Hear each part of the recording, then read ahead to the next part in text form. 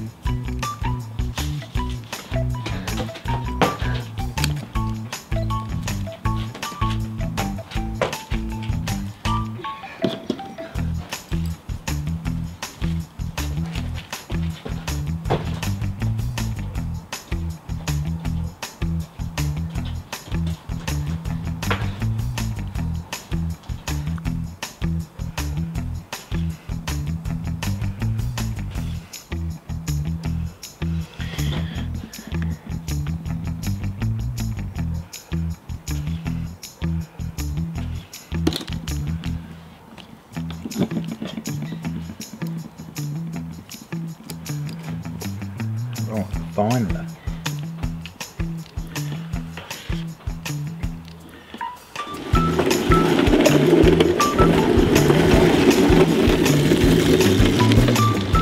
Me and Dad got the crazy cart fixed, guys.